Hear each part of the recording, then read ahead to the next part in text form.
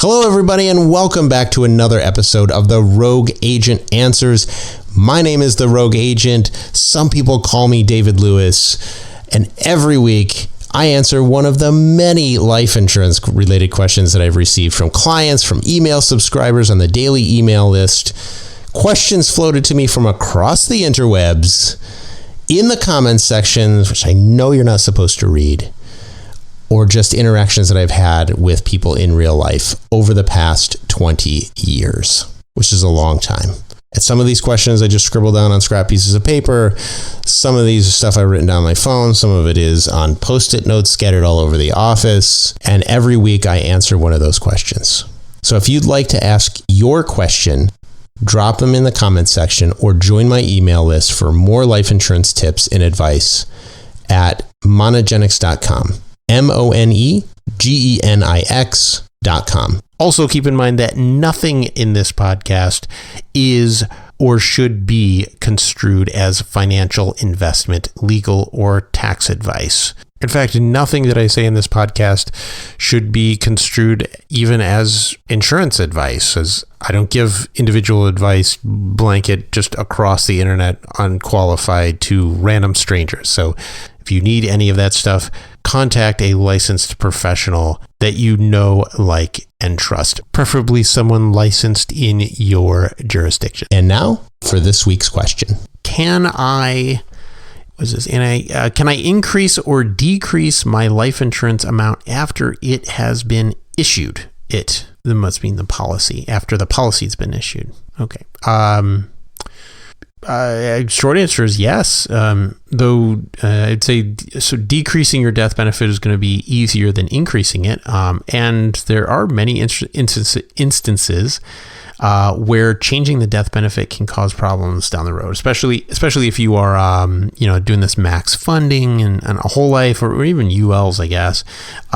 If you're putting a lot of premium into a life insurance policy, you don't want to just start slamming a death benefit down. That can lead to TAMRA violations, turn your policy into a modified endowment contract. So to decrease the death benefit, you simply fill out a form with the insurance company indicating how much you want to reduce the death benefit amount by, sign it, and send it in. There's a caveat here, though. If you have a whole life policy, you don't want to reduce the death benefit amount too much. Like I said, you'll trigger that MEC. So maybe you want to create a MEC if this is just going to be used for death benefit. And you could do that with a UL policy too. I've seen that happen where it's just like a single pay UL, and any payment to the policy just MEC'd it instantly. But it was okay because the policy was being used primarily for death benefit and not to access the cash surrender value. So that's on the decrease side. On the increasing, if you want to increase your death benefit, typically you're going to have to go to underwriting, unless you have a rider that allows you to add to your policy. Some companies, if you have, like, let's say, a guaranteed purchase option, and then the company allows you to kind of add on to the base. There's some companies will do that, not all of them, but some of them will allow you to just tack on to the existing base policy and just grow your base policy. So you could do that theoretically.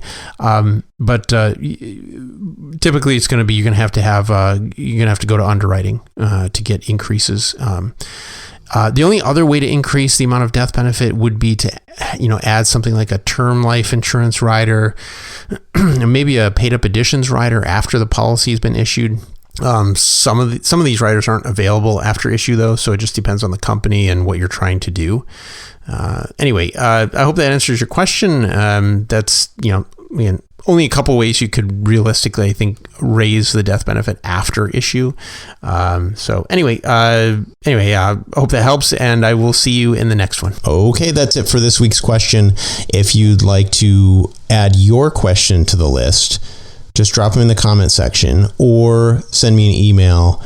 And if you want more life insurance tips and advice, just head on over to monogenics.com, monegenics.com, and sign up for my daily email list.